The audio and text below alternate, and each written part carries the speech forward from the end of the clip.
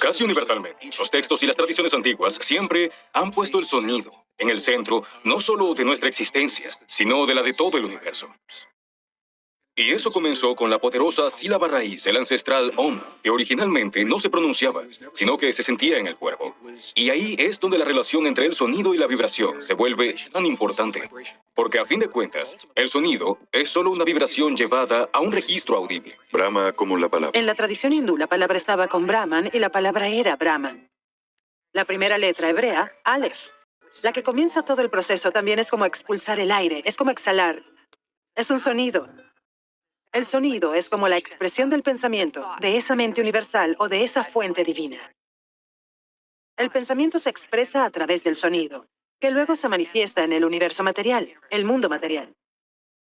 Cuando venimos a América, en la tradición pueblo hablaban acerca de cómo la araña creó el mundo con su canto.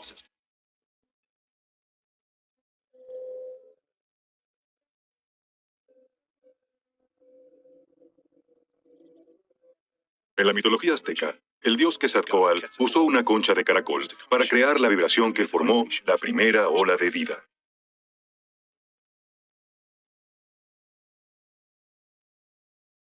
Los inuit dicen que el cuervo creó el mundo y las aguas con el ritmo de sus alas. Por lo tanto, parece que no importa a dónde vayamos o a qué época, hay una creencia que el sonido fue fundamental en la creación. Y es igualmente destacable que nuestro propio génesis como seres humanos pudo bien haber empezado de igual forma. Cuando el embrión tiene menos de 1 milímetro de longitud, muy cerca, pero todavía no llega a 1 milímetro, el embrión ya comienza a desarrollar las primeras facetas del oído interno. Por lo tanto, el primer sentido que se desarrolla en el embrión es el oído interno. Pero luego a las 16 o 24 semanas, el desarrollo ocurre hasta el punto en el que los 5 sentidos se conectan, excepto los ojos, que están cerrados y están en la oscuridad, y la nariz y la boca están llenos de líquido, por lo tanto no están activos. Pero el sonido viaja a través del agua 5 veces mejor que por el aire. Así que la experiencia total, cuando se está en el vientre, es el oído y el sentido de la vibración. ¿Cómo está mi niño consentido? Te esperamos, mi príncipe, te queremos.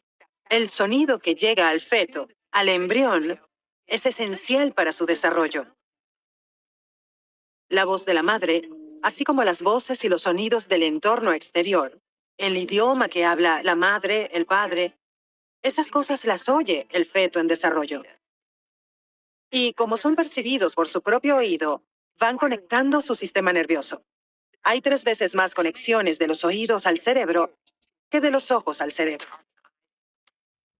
Así que los sonidos que entran a través de los oídos alimentan el sistema neurológico. El nervio auditivo se conecta directamente con cada órgano del cuerpo. Es como si fuéramos bautizados en sonido, vibración y agua. Y se genera en nosotros una mini evolución. Todos tenemos nuestro propio Big Bang. Al principio todo era un vacío y de repente hay una explosión de mí. Estos sonidos, que continúa oyendo y aprende, desarrollan sus percepciones, desarrollan la personalidad, desarrollan la forma en que la mente piensa, basada en el idioma que hablan, y así sucesivamente.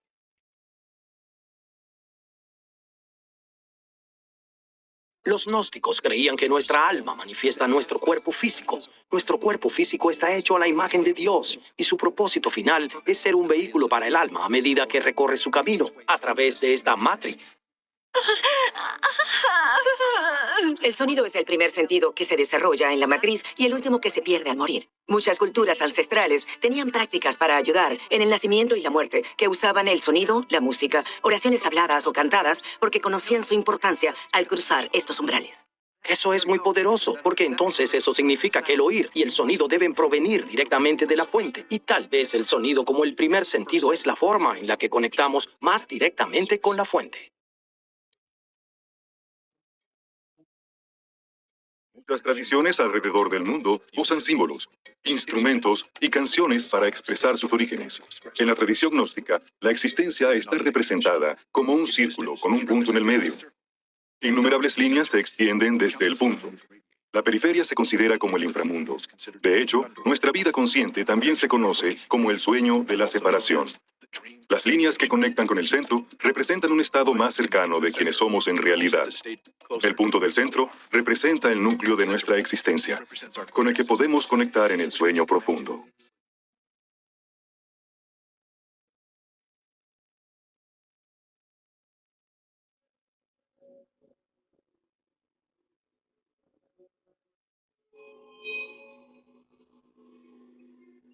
Los aborígenes, cuyo nombre significa en esencia originario, son las culturas vivas más antiguas de la Tierra.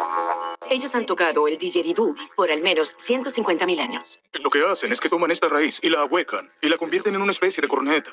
Los tonos y las frecuencias que salen de ellos son espaciadas de una forma que de hecho codifica información. Ellos dicen que el sonido del didgeridoo nos conecta con el tiempo de los sueños, que es donde residen los ancestros, y es de donde venimos antes de nacer, y a donde iremos después de morir.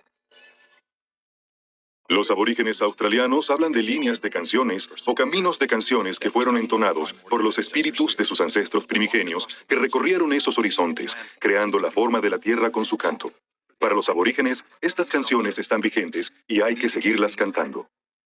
Las líneas de las canciones son vibraciones que existen en una especie de dimensión paralela que los aborígenes usan para navegar vastos territorios y para obtener conocimiento. No fue sino hasta que viajé al Tíbet y fui a numerosos monasterios elevados en los Himalayas que comencé a comprender el secreto místico del sonido y su relación con la creación. Lo que veía era una serie de mandalas que están en las paredes, y los monjes me dijeron que ese era el secreto. Yo les dije, ¿y eso qué significa? ¿Y cómo funciona? Me dijeron, hace mucho tiempo no había forma de grabar el sonido, pero sabíamos que si proyectábamos el sonido en la materia, eso crearía un patrón. Por lo tanto, lo que ves en las paredes del templo son los patrones que les recuerdan a los monjes y a las monjas que, si crean un sonido muy específico que encaje con el patrón, se reproducirá el sonido de sus ancestros.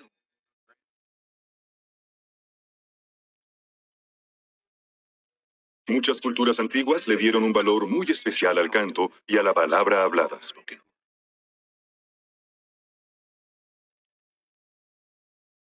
Nos referimos a las palabras, nos referimos a lanzar conjuros. En inglés se usa la misma palabra para deletrear y hechizar, porque las palabras tienen poder. Los ancestros sabían eso, y por eso escogían las palabras con mucho cuidado. Las palabras eran escogidas cuidadosamente, porque ellos entendían su poder. No hace mucho tiempo, los humanos podían decir que su palabra era tan buena como el oro y tan buena como un contrato firmado. El poder de crear con la palabra viene de la coherencia y alineación absoluta y de la integridad entre lo que pensamos, decimos y hacemos. Con las palabras que pronunciamos influimos el campo y el proceso de manifestación.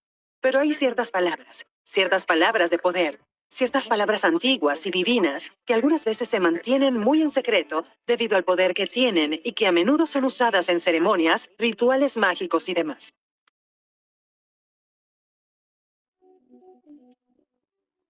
Incluso en los tiempos modernos, los eruditos e inventores como Nikola Tesla han reflexionado sobre el papel profundo y misterioso que juega el sonido en el proceso creador. Tesla hizo una afirmación que voy a parafrasear, que si se quieren comprender los secretos del universo, hay que pensar en ellos en términos de energía, frecuencia y vibración. Pienso que él menciona algo realmente importante y fundamental, que es que la materia no es una cosa. De hecho, no existen las cosas como tal, como materia. De hecho, solo existen las oscilaciones de energía, vibración y frecuencia. Cuando vemos un átomo realmente de cerca, no vemos pequeñas bolas de billar. El átomo está compuesto de 99.999% de espacio. Y la parte que no lo es un pequeño campo electromagnético que fluctúa. Pensar en eso como una estructura sólida es un error. ¿Puede que lo que creemos ver nos engañe? Una figura clave en la antigua Grecia nos advirtió sobre los peligros de creer en lo que percibimos con la vista. Platón es considerado el padre de la filosofía occidental, y él creía que no vivimos en el mundo real, sino que vivimos en la sombra del mundo real. Y él concibió una alegoría que llamó de la caverna. En esa alegoría describió a un grupo de prisioneros que fueron encadenados juntos. Detrás de los prisioneros había fuego, y entre el fuego y los prisioneros había otras personas que jugaban con marionetas que proyectaban sus sombras en la pared. Los prisioneros creyeron que las sombras que veían representaban el mundo real. Y luego, en su alegoría, Platón permitió que uno de los prisioneros escapara. Él sale al mundo real y luego regresa, de hecho enceguecido por la luz del mundo real. Al ver eso, los prisioneros dicen que prefieren permanecer en las sombras porque no quieren que la luz los enceguezca. Y esta se convirtió en una forma de describir nuestra relación con la realidad.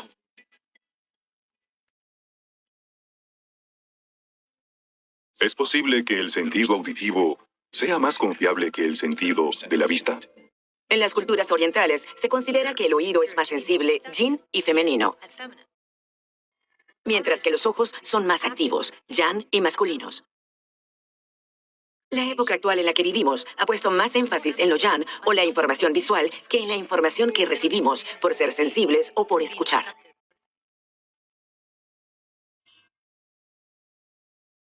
Si oímos dos tonos que están a 1 hertz de diferencia, podemos apreciar la diferencia como una especie de latido estereofónico. Pero si se miran dos colores que están a 1 nanómetro de distancia, no podríamos diferenciarlos visualmente. Esto implica que los oídos son un sentido de percepción más preciso que la vista. El científico estadounidense británico David Bond afirmó que el mundo que vemos es una imagen holográfica, una especie de entramado externo de impresiones compuestas de ondas con patrones de interferencia. Lo que él hizo fue reconocer que los patrones tienden a aparecer repetidamente. ¿Y por qué pasa eso? ¿Por qué hay patrones? Después de reflexionar al respecto por muchos años, se le ocurrió la preciosa descripción de cómo veía el mundo, lo que involucraba algo que llamó el orden implicado. Lo que eso significa, en esencia, es que hay algo que ya existe. Eso que ya existe y que necesita ser activado. Ahí es donde entra el sonido como una esencia creadora. Si tomas un diapasón y lo golpeas contra un cristal, resonarán tanto el diapasón como el cristal. Y ambos oscilarán en una fase de coherencia e incoherencia. Pero en un punto, entrarán en coherencia. Estarán en una resonancia simpática. Hay algo implícito en ese cristal que le responderá al diapasón. Eso es lo que significa el orden implicado.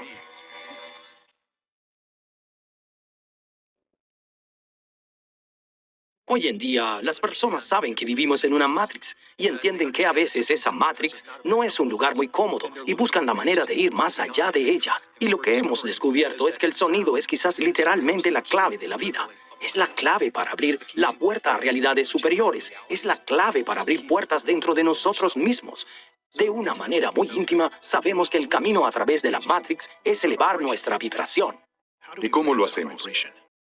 El universo ofrece muchas pistas ocultas, algunas de las cuales están relacionadas con el sonido y las matemáticas. El maestro espiritual y filósofo Gurdjieff viajó por todo el mundo y reveló algunas de esas antiguas piezas de ese rompecabezas.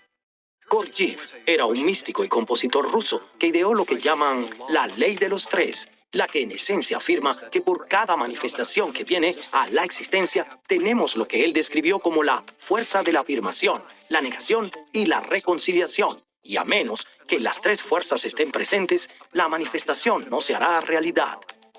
Todos los números de la creación son parte de una secuencia en la que otro aspecto del poder divino se expresa en el mundo.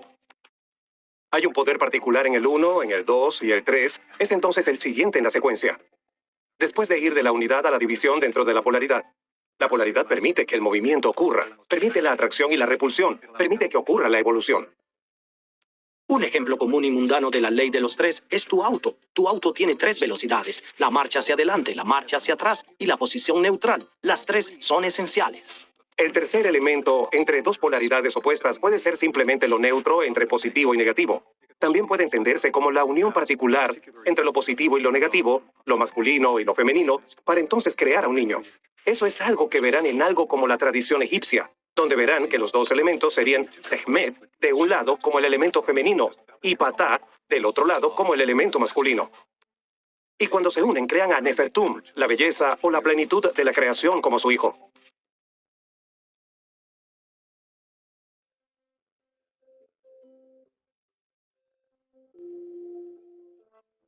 La segunda ley antigua a la que Gurdjieff hace referencia es la ley de las octavas. Esta dice que todas las vibraciones que atraviesan la materia y al ser humano ascienden, descienden, crecen más fuertes o débiles, precisamente como se desarrolla una octava musical. Gurdjieff dice que todo el universo está estructurado en octavas. Opino que está en lo correcto, porque todo el universo es vibracional. Por lo tanto, las octavas son una parte fundamental, quizás el doble de vibración al infinito. Básicamente la estructura del universo. La célula humana es un buen ejemplo.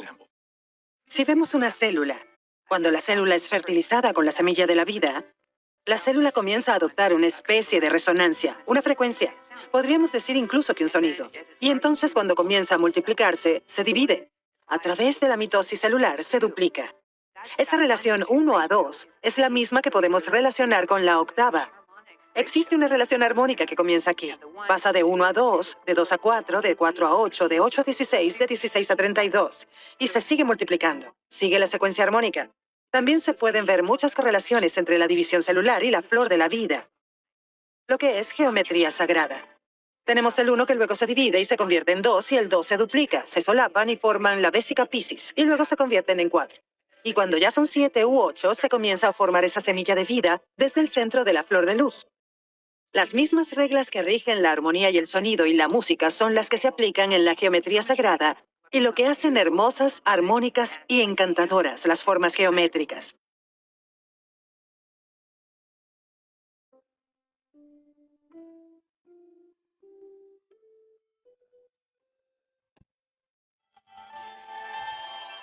En una octava tenemos 7 notas, do, re, mi, fa, sol, la, si. Y cuando observamos las matemáticas vemos ciertas cosas que vemos reflejadas en cómo está construido el universo.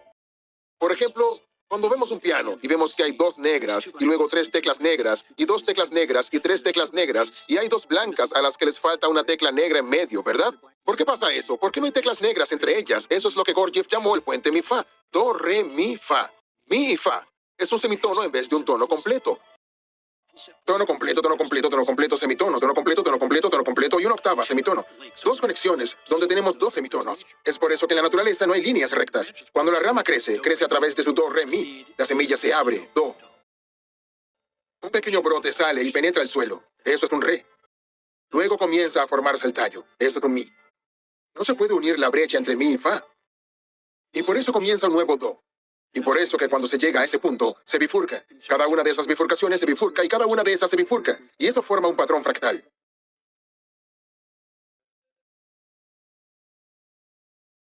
El puente mi-fa de Gurdjieff puede ser comparado con lo que el filósofo de la antigua Grecia, Pitágoras, se refirió como la coma pitagórica.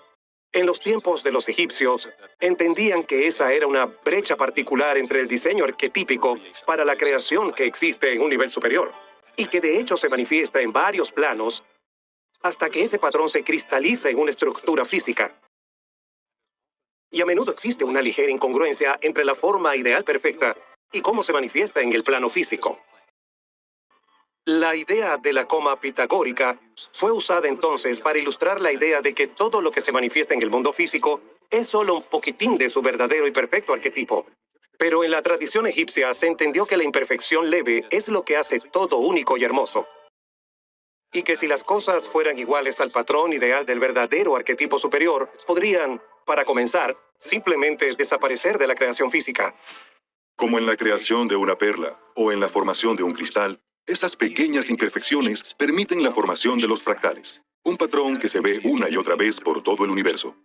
En los años 70, el matemático Benoit Mandelbrot trabajaba con las recién desarrolladas computadoras personales y especialmente trabajaba con gráficos. Comenzaron a introducirle ecuaciones a la computadora y aparecieron esos gráficos que se llaman fractales. Y lo que notaron es que sin importar las veces que repitieran esa ecuación, el fractal era un reflejo exacto en cada nivel de aumento. Lo que es interesante acerca de eso es que si querían cambiar algún aspecto del fractal, tenían que regresar a la ecuación original y cambiarla. Luego, cuando trabajaban con el conjunto de Mandelbrot, entendieron que se parecía a Buda meditando. Regresaron y cambiaron la ecuación e idearon lo que llamaron el Buda-Brot. Esto es realmente extraordinario, porque nos dice que si fuimos hechos a semejanza de Dios, quizás somos fractales de nuestro Creador, y eso se alinea perfectamente con el budismo, que todos estamos tratando de regresar a nuestra naturaleza original y divina.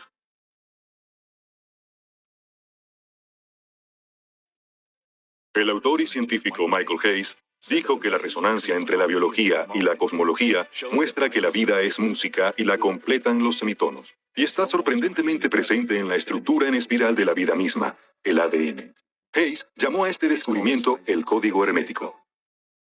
Hermes es el nombre griego para el dios egipcio Thoth, que es el dios de la magia y la alquimia, y también está conectado con el concepto de atravesar portales o puertas de acceso. Cuando los griegos hablaron sobre Hermes, se referían a este conocimiento ancestral que se llama la tabla esmeralda.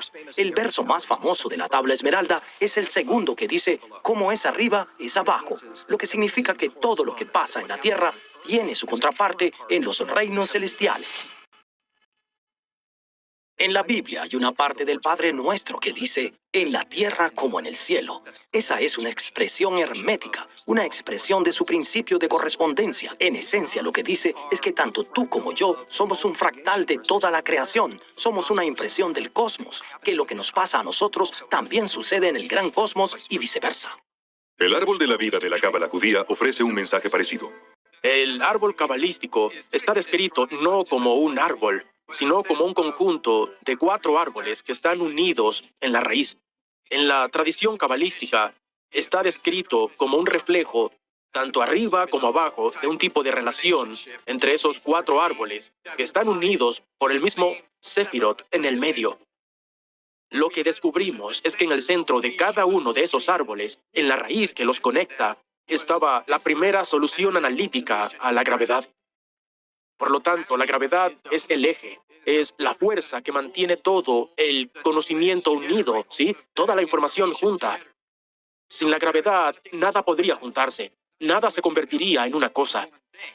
Todo volaría por todos lados y nada podría formar una estrella, formar una galaxia, un planeta, ni siquiera un protón.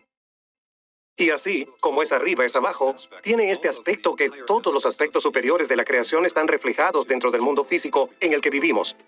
Una vez que entendamos ese patrón central a través del uso de la geometría sagrada, podremos ver cómo ambos se conectarán y cómo esas acciones en el mundo físico se conectan y afectan a los mundos superiores, y cómo los mundos superiores crean y sostienen y nos afectan aquí en este nivel.